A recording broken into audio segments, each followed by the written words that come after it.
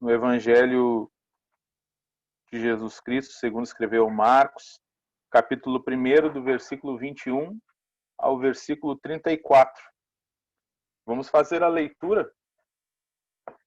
Nos diz assim, Marcos, capítulo 1, versículo 21 ao 34. Depois entraram em Cafarnaum, e logo no sábado, Jesus foi ensinar na sinagoga. E maravilhavam-se com a sua doutrina, porque os ensinava como alguém que tem autoridade e não como os escribas. E logo apareceu na sinagoga um homem possuído de espírito imundo, o qual gritou: "O que você quer conosco, Jesus Nazareno? Você veio para nos destruir?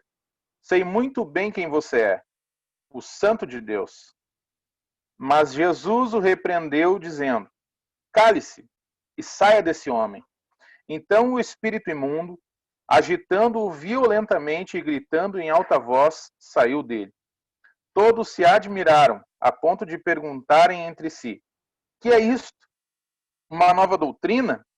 Com autoridade ele ordena aos espíritos imundos e eles lhe obedecem." E a fama de Jesus se espalhou depressa em todas as direções por toda a Galiléia. E saindo da sinagoga, foram com Tiago e João para a casa de Simão e André. A sogra de Simão estava de cama, com febre, e logo deram essa notícia a Jesus. Então, aproximando-se, Jesus pegou na mão dela e fez com que ela se levantasse. A febre a deixou e ela passou a servi-los. À tarde, depois do pôr do sol, trouxeram a Jesus todos os enfermos endemoniados. Toda a cidade estava reunida à porta da casa, e ele curou muitos que se achavam doentes de todo tipo de enfermidades. Também expulsou muitos demônios, não lhes permitindo que falassem, porque sabiam quem ele era. Amém. Vamos orar mais uma vez, para nós adentrarmos aí. Soberano Deus, eterno Pai, eu te dou graças, Jesus, porque a tua misericórdia, Senhor, ela é sobre a nossa vida. Todos os dias, Senhor, tu tens nos guardado e a tua mão tem estado sobre cada um de nós. E se não fosse a tua misericórdia, Senhor amado, nós não estaríamos aqui. Jesus, eu te entrego este momento, Senhor, de adoração, de ministração da tua palavra, Senhor, nas tuas mãos. Que tu recebas, Senhor amado, a nossa adoração neste grupo, Senhor amado, dessas pessoas que estão se reunindo aqui para falar um pouco mais sobre ti, para aprender um pouco mais sobre ti, Jesus. Tudo vem de ti, Senhor, e tem que voltar para ti. Senhor, eu quero ser usado nas tuas mãos. Não é eu, mas é tu. Não são as minhas palavras, mas a tua palavra, Jesus. Jesus, toca nas vidas desses irmãos que vão ouvir a tua palavra agora e também na minha. Porque nós queremos mais de ti, Jesus. É o que eu te peço no teu nome santo e maravilhoso. Muito obrigado, meu Deus. Amém. A cura de um endemoniado em Cafarnaum. Versículo 21 diz assim: Depois entraram em Cafarnaum e logo no sábado Jesus foi ensinar na sinagoga. Depois do quê?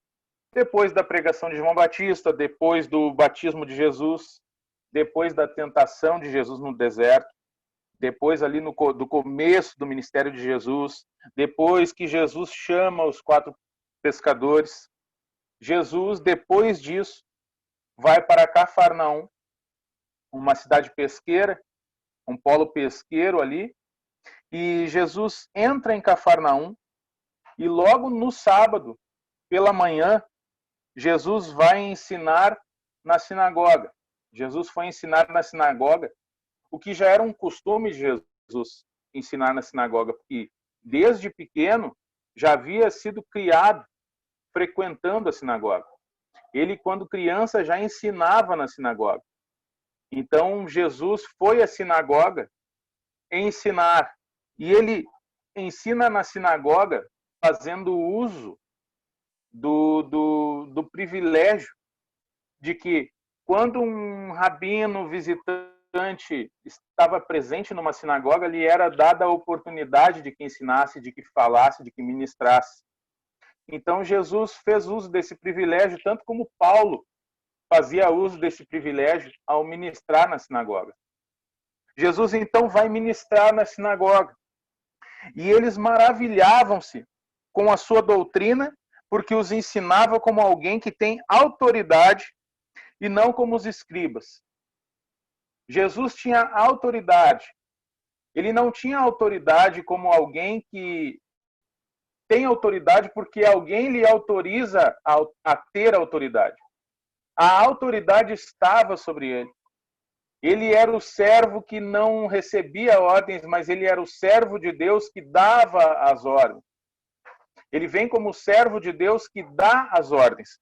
E Jesus ali pregava e diz que o Evangelho de Marcos trata muito sobre isso, dessas expressões emotivas do povo, emocionais do povo, dizendo que o povo maravilhava-se, ficava espantado, ficava alegre ao ouvir Jesus falando, porque eles se maravilhavam, porque Jesus ensinava com autoridade, como os escribas não ensinavam.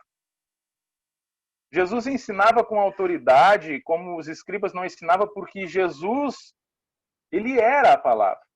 Ele estava lá quando a palavra foi escrita, ele estava lá quando a lei foi escrita. Jesus conhecia, tinha intimidade com a lei, ele conhecia a lei, e por isso ele ensinava a lei com autoridade. E ele não ensinava como os escribas, porque ele simplesmente citava a lei, ele simplesmente citava a palavra.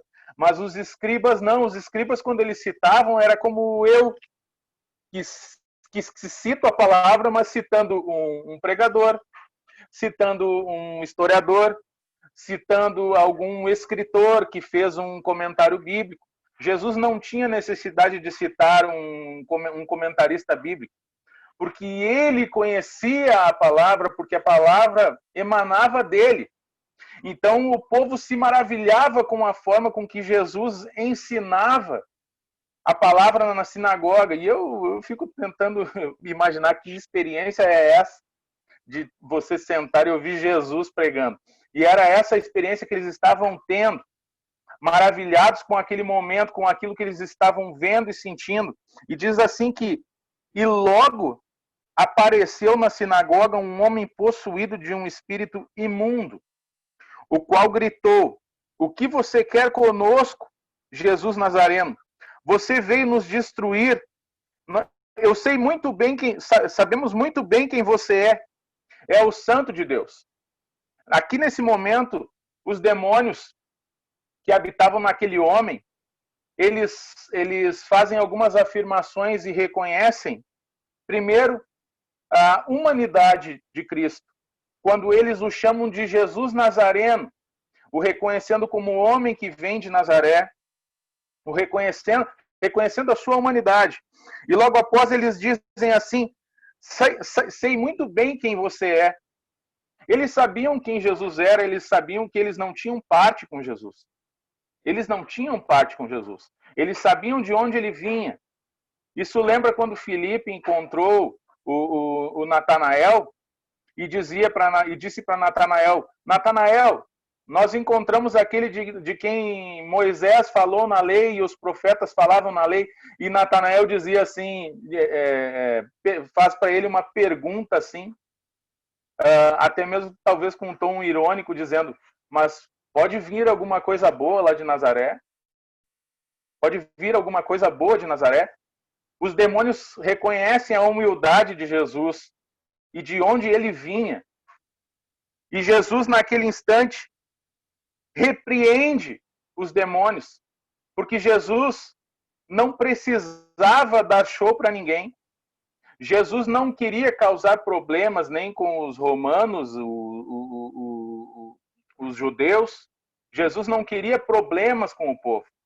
Jesus não queria fazer esse tipo de propaganda, porque o principal foco do ministério de Jesus era o ensino da palavra. Jesus curava, Jesus libertava, mas o principal foco do ministério de Jesus era ensinar a palavra. Ele tinha como foco principal o ensino das Escrituras. Então Jesus ordena que aqueles demônios se calem, que aquele homem se cale. E a gente percebe aqui uma coisa interessante. Os demônios falam no plural. Você veio para nos destruir. O que você quer conosco? Sei muito bem quem você é. Talvez esse plural seja porque que fosse mais de um demônio, ou talvez fosse pela virtude de que eles tinham tanta afinidade com aquele homem, talvez aquele homem vivesse há tanto tempo cegado pelo pecado, que os demônios tinham tanta afinidade com ele que poderiam falar por ele. Eles falavam por ele. O que você quer conosco?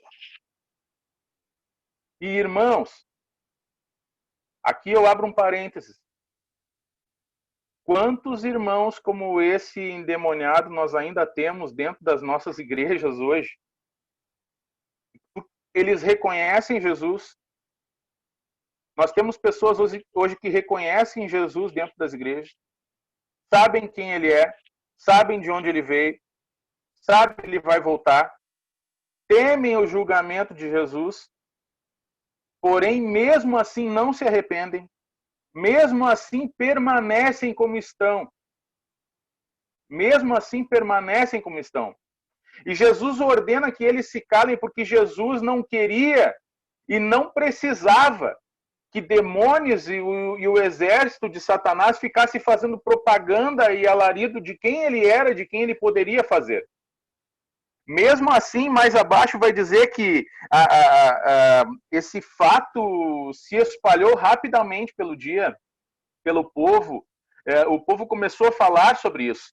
E diz assim, que Jesus fala, mas Jesus o repreendeu dizendo, cale-se e saia desse homem. Jesus não somente o repreende os demônios, mas como causa vergonha neles. Porque esse cale-se aqui é em tom de emudecer. Essa palavra significa aqui, vem do grego emudecer. Eles teriam que emudecer, eles ficaram mudos e caem no chão, retorcendo aquele homem. Ele cai se retorcendo e, como um grito de desespero, aquele homem é liberto. Então, aquilo causa um grande alvoroço naquele momento e o espírito imundo se agitou, caiu, gritou, saiu do homem e diz novamente no verso 27, todos se admiraram a ponto de perguntarem entre si, que é isto? Uma nova doutrina? Com autoridade ele ordena aos espíritos imundos e eles obedecem. Eles ficam admirados, mas ao mesmo tempo ficam preocupados e levantam até uma questão que talvez Jesus pudesse ter parte com os demônios. E talvez aquilo ali tudo fosse um grande conchavo de Jesus com os demônios, para causar ali um show de horrores naquele lugar ali e fazer uma apresentação. E Jesus não queria isso. Jesus não queria isso. Então, o povo fica todo espantado ao ver o que acontece e rapidamente isso se espalha. E logo isso, as pessoas começam a ir ao encontro de Jesus. E aí nós vamos passando mais adiante, que fala sobre a cura da sogra de Pedro. E diz assim, versículo 29, e saindo da sinagoga, foram com Tiago e João para a casa de Simão e André. A sogra de Simão estava de cama, com febre, e logo deram essa notícia a Jesus. Então, aproximando-se, Jesus pegou na mão dela e fez com que ela, levantando-se, e fez com que ela se levantasse. E a febre a deixou, e ela passou a servi-los. Provavelmente, no trajeto, talvez Simão, Pedro, tenha comentado com Jesus e tenha dito para ele, olha Jesus, a minha esposa, para ele, para Tiago, para André, a minha esposa talvez não vá poder nos atender com a hospitalidade que deveria, porque a minha sogra está doente, ela está cuidando da minha sogra. Eles falam isso para Jesus. Em Lucas vai dizer que eles pedem pela sogra para Jesus. Então, Jesus chega lá e ao chegar diz que Jesus se aproxima e pega na mão dela e coloca ela em pé. E ela prontamente é curada e naquele momento ela já sai servindo, já vai trabalhar. Todo mundo aqui já teve uma febre alguma vez na vida e sabe o quão dolorido fica o corpo de quem teve uma febre, de quem tem febre. Eu já tive uma febre forte há pouco tempo, início de março ali, quando começou a pandemia aqui. Na verdade, nem em Porto Alegre tinha chegado esse assunto ainda, mas eu cheguei em casa do trabalho, começou a me dar um frio, uma febre muito forte. Passei um dia ou dois com febre de 39, 40 graus e passei aquela semana inteirinha mal pelo fato de ter passado aquela febre muito forte. Fiquei com o meu corpo muito debilitado. E, no entanto, essa mulher, no Jesus tocá-la e pegar a mão dela, ela é curada radicalmente na hora. E o corpo dela é totalmente curado a ponto de ela levantar e já sair trabalhando. Talvez as mulheres vão dizer aqui, vão pensar assim, mas é que nós somos muito mais fortes para a dor do que os homens. Nós somos muito mais fortes, as mulheres resistem muito mais, resistem mesmo. Mas nesse caso aí foi o poder sarador de Jesus Cristo ao tocar na mão daquela mulher. Ela é curada, radicalmente ela é curada. E aí a gente percebe uma coisa. Quando Jesus cura o endemoniado, expulsa os demônios daquele homem lá na sinagoga, ele realiza ali um milagre público. Ele realiza um milagre público, uma cura pública, e onde todos vão ver. Mas aqui Jesus realiza algo num ambiente fechado, dentro de uma casa, onde muito poucos veriam, ou talvez ninguém veria. Porque Jesus não se interessava em propagar que ele era um curador tão somente.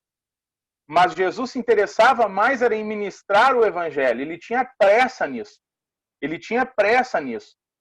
E aqui algo nos chama a atenção, que foi a atitude de Tiago e João, Simão e André. Simão e André, Pedro e André, convidam Jesus, Tiago e João, para ir para a casa deles. E eles convidam Jesus para ir para a casa deles após a sinagoga. Jesus havia passado uma manhã inteira ministrando na sinagoga, um dia de ministração, de cura, de libertação, de ensino, um dia cansativo. Tá tudo ok a imagem para vocês? Deu uns cortes para mim aqui. Jesus havia passado um dia ali cansativo de ensino. Todos aqui que já passaram um dia inteiro na igreja sabem como é cansativo. Passar um dia todo talvez ministrando ou tocando, um dia todo envolvido na igreja. É cansativo. Jesus tinha passado esse dia todo ali, depois foi para a casa deles. E eles levam Jesus para a casa deles. Eles levaram Jesus para a casa deles. E é isso que nós, como cristãos, temos que fazer, irmãos, levar Jesus para a nossa casa. O Wiersbe vai dizer que nós não devemos deixar Jesus dentro da igreja. Nós devemos levar ele para dentro da nossa casa. Porque muitos são crentes dentro da igreja. Muitos cristãos são muito crentes dentro da igreja. Mas quando saem de dentro da igreja, ele se esquece completamente de quem ele é. Mas quando nós convidamos Jesus para estar dentro do nosso coração, quando nós convidamos Jesus para estar na nossa casa, Jesus entra com milagre, com providência, com cura, com libertação na nossa casa, na nossa família. Quando Jesus entra na nossa casa, aquela casa, aquele ambiente já não é mais o mesmo, porque onde Jesus entra, ele transforma. Onde Jesus entra, acontece milagre. Eu creio na presença curadora, saradora de Jesus Cristo, e eu tenho vivido isso na minha vida e dentro da minha casa e dentro da minha família. Nós temos que convidar Jesus para dentro da nossa casa e dividir com ele as nossas necessidades, dividir com ele os nossos problemas, porque não existe problema impossível E naquela região ali da Palestina tinham 3 tipos de febre naquele momento, que era a febre de Malta, febre tifoide e febre malária. E diz que aquela zona ali de Cafarnaum era infestada de mosquitos que transmitiam a malária. E provavelmente a febre que a sogra de Pedro estava enfrentando era a febre malária. E eu já vi testemunhos de muitos missionários da nossa igreja que, quando foram para a África ou foram para o norte do país, para a Amazônia, fazer missão e contraíram a malária. Uma irmã, uma missionária da nossa igreja, disse que ela sofreu uma dor terrível no corpo dela. Que a dor que dá no corpo é algo insuportável. É uma dor de morte, é uma sensação de morte, é uma febre que leva à morte. E provavelmente, talvez aquela mulher, a sogra de Pedro, talvez, estivesse em um leito de morte. Mas Jesus chega com providência dentro do lar, porque ele foi convidado para ir para o lar deles, para ir para a casa deles. E eu não sei, irmãos, e eu estou pregando aqui, estou falando aqui, era para ser uma coisa mais amena, né, para um Zoom, mas eu não consigo pregar não sendo da forma como que eu prego na igreja. E eu quero dizer para vocês que estão escutando, irmãos, eu não sei qual é a sogra de Pedro que tem dentro da casa de vocês ou que vocês estão enfrentando dentro do lar de vocês ou na vida de vocês, seja na vida sentimental, financeira, espiritual. Mas nós temos que convidar Jesus para ir para dentro da nossa casa. Porque se Jesus estiver dentro da nossa casa, vai acontecer milagre, vai acontecer cura, vai acontecer libertação dentro do nosso lar. Dentro do nosso lar.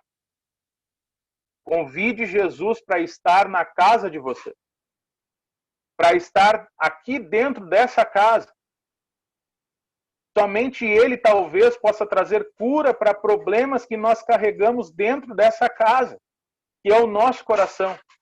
O nosso coração só Deus conhece.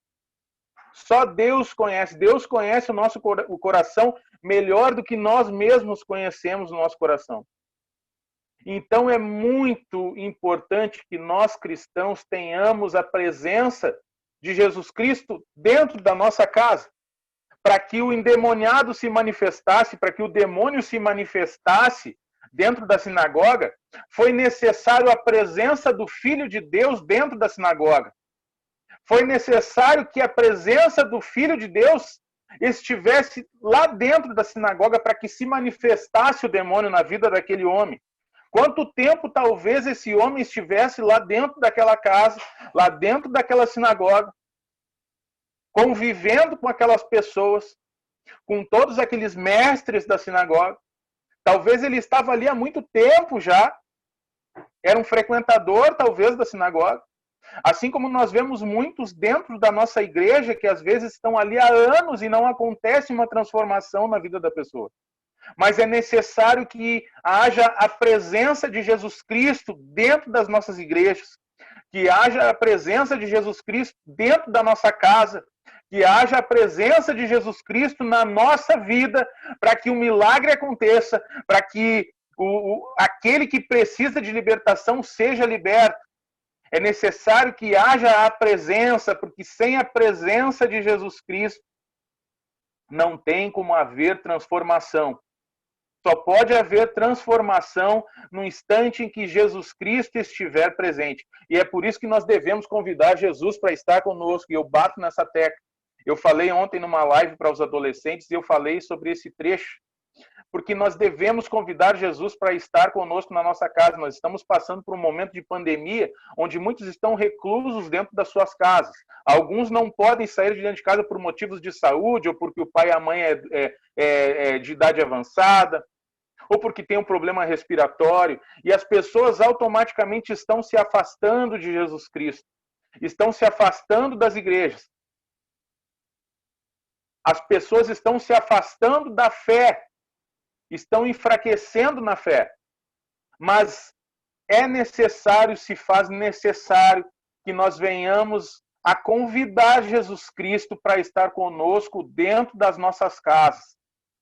Convidar a presença de Cristo para estar conosco nas nossas vidas. Porque só Ele sabe o que nós precisamos. Só Ele sabe o milagre que nós esperamos e que nós precisamos. Ele sabe os limites do que nós precisamos. Amém? Vamos voltar para cá, vamos voltar para os versículos. Então Jesus se aproxima, pega na mão dela, ele pega na mão dela. E aí eu vejo a humildade de Jesus. A humildade de Jesus. Jesus era humilde. Ele se importava com os pobres, ele se importava com os humildes. Eu vou contar uma experiência para vocês. Uma vez eu estava num grande evento, onde tinha um grande pregador, que eu gostava muito daquele pregador. Eu admirava muito ele. E ele, enquanto ele pregava no púlpito, ele foi uma bênção, aquele culto foi uma bênção. Mas quando terminou o culto, ele desceu e foi para uma banca onde ele vendia os seus livros, DVDs, enfim. E as pessoas iam até ali cumprimentar ele, tirar uma foto com ele. Quem nunca fez isso, tirar uma foto com alguém? Né? Todo mundo já tirou uma foto com alguém. Eu já tirei foto até com o Simon, já consegui esse milagre, tirei uma foto com o Simon. A benção. Todo mundo já fez isso e eu fui lá para tirar uma foto com ele. Quando eu cheguei e estendi a minha mão, todo faceiro, para cumprimentar ele com a paz do Senhor, estendi a minha mão, ele ficou parado, olhou para minha mão e fez assim.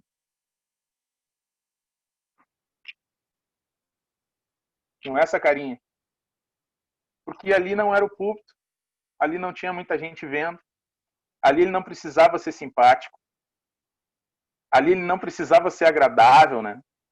Ali era só entre ele e eu, mais um ou dois assessores dele ali. Jesus não. Jesus lá dentro da sinagoga, ele curou, ele libertou, e Jesus dentro da casa de Pedro, curou e libertou, porque Jesus é o mesmo em todos os lugares. Jesus, ele é o mesmo em todos os lugares onde nós o convidamos para estar. E é por isso que nós temos que dar liberdade total para que ele possa operar na nossa vida, realizar o projeto que ele tem para a nossa vida.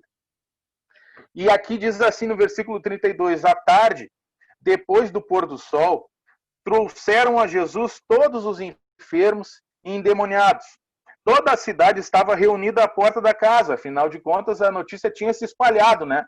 Jesus havia curado o endemoniado e todo mundo queria saber que poder era esse que ele tinha. Que poder que esse homem tem, que ele pegou e orou lá pelo endemoniado e o cara caiu emudecido no chão, não conseguia nem falar mais. E as pessoas se acumulavam à porta. E ele curou muitos que se achavam doentes de todo tipo de enfermidades. E também expulsou muitos demônios, não lhes permitindo que falassem, porque sabiam quem ele era. E mesmo curando a todos que ali estavam, mesmo cansado, mesmo depois das 18 horas da guarda do sábado ali, onde eles não faziam, não era costume dos frequentadores da sinagoga, dos judeus, não era costume no sábado, após a reunião da sinagoga, não era o costume deles fazer esse tipo de coisa, depois das 18 horas eles se recolhiam. Mesmo assim, Jesus sai da casa e começa a orar e curar e repreender e curar todo tipo de enfermidade que ali estava, porque Jesus se compadecia dos humildes. Jesus se compadecia dos humildes. Jesus tinha amor por eles. Jesus amava aquele povo. E Deus tem falado muito ao meu coração nessa semana. Enquanto eu leio essa passagem, enquanto eu estudo essa passagem, que Deus, eu tenho pedido para Deus que haja em mim um sentimento de amor por vocês e por todos por onde eu tenho ido falar nas igrejas ou lives, enfim, que haja um sentimento de amor na minha vida. Quem acompanhou hoje à tarde também nas 7 horas ali do evento ali, eu consegui pegar alguns trechos. Pastor Arival Dias, né, falou sobre isso. Ele falou sobre a pregação, não era emotiva, a pregação afetiva. Ele diz que nós temos que pregar com amor pelas pessoas que estão ouvindo. Nós devemos sentir amor pelas pessoas, e eu tenho pedido isso para Deus. Deus, eu não quero ser um manequim de exposição numa vitrine. Porque se eu não tiver amor, enquanto eu estiver pregando, se eu não tiver amor pelas pessoas que estão me ouvindo, eu vou ser que nem um manequim que expõe uma roupa numa vitrine que está lá parado e todo mundo passa, olha e vai embora. O Steve Lawson falou num congresso aqui no Brasil, da Fiel, aquele Simon. Ele falava sobre a pregação expositiva e ele dizia que nós devemos pregar crendo no evangelho que nós estamos pregando. Porque senão nós vamos ser que nem o vendedor de carros que te apresenta aquele carro, te diz que aquele carro é o melhor carro do mundo e não tem carro igual aquele. Mas tu atravessa a rua e o carro daquele vendedor lá do outro lado da rua é um carro de uma outra marca. Talvez até muito melhor do que o que ele estava te vendendo. Como que nós vamos pregar para as pessoas se nós não acreditarmos no evangelho que nós estamos pregando? Como que eu vou falar sobre isso? Como eu falaria para vocês? E eu tenho bastante liberdade em falar sobre isso hoje para vocês, porque eu tenho vivido esses milagres em ter Jesus dentro da minha casa. Principalmente nesse momento de pandemia, ao qual a empresa mandou todos para casa. E eu tenho vivido os milagres de Deus dentro da minha casa e os cuidados de Deus. E eu tenho que crer no evangelho que eu prego. E esse evangelho primeiro tem que fazer efeito na minha vida, para depois fazer efeito na vida de quem está escutando. Porque não adiantaria nada eu estar aqui apresentando, falando para vocês muito bonito, muito lindo, entendendo tudo bem explicado, sendo que eu não acredito no que eu estou pregando. Mas eu creio nessa palavra, eu creio nessa mensagem, eu creio nesta passagem bíblica que diz que Jesus cura, que Jesus tem autoridade, que Jesus liberta, e que se nós trouxermos Jesus para dentro da nossa vida, para dentro do nosso convívio, para dentro do nosso cotidiano, a nossa vida há de ser transformada pelo poder e autoridade do nome do Senhor Jesus Cristo. E eu quero declarar na vida de vocês nessa noite que haja transformação na vida de vocês, que haja libertação, que haja cura, que a sogra de Pedro que vocês estão enfrentando dentro da casa de vocês, talvez dentro do coração de vocês, que a dúvida que paira dentro do coração de vocês seja curada, sarada pelo poder e autoridade do nome do Senhor e Salvador Jesus Cristo nessa noite. Aleluia. E eu sinto a presença dele comigo aqui enquanto eu falo, e eu espero que vocês estejam sentindo a presença dele aí. E eu sei que Jesus está comigo porque ele se responsabiliza pela sua palavra.